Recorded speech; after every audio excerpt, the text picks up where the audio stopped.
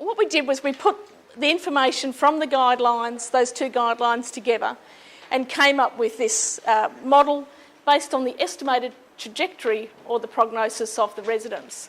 So we thought, rather than those graphs, which probably don't give you the level of detail that you need, if you think to yourself, if you've got your residents in mind, who might fit in these three categories? So who might have, at this point in time, a prognosis of greater than 6 months to live? And I would say probably 90% of your residents would be in that category.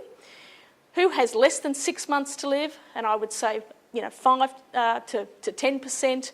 And then who has days or maybe a week to live? And you probably may have one of those, or you may not have anybody at this point in time. So thinking about those three different groups that you have, and as I say, you've got to cover the whole spectrum from people who are going to be there for a week to people who are going to be there for 20 years, what might you do at each of those time points?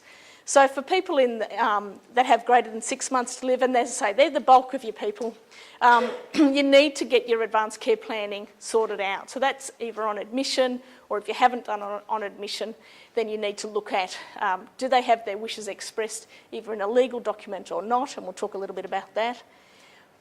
For the people who are in the middle section, the toolkit really focuses predominantly on those people, and there we say conduct a palliative care case conference, look at your advanced care plans again, if you've got one, and if you haven't got one, certainly do it at that point. And then for those last group of people, think about starting an end-of-life care pathway, and it doesn't have to be the one that we used, it can be any end-of-life care pathway.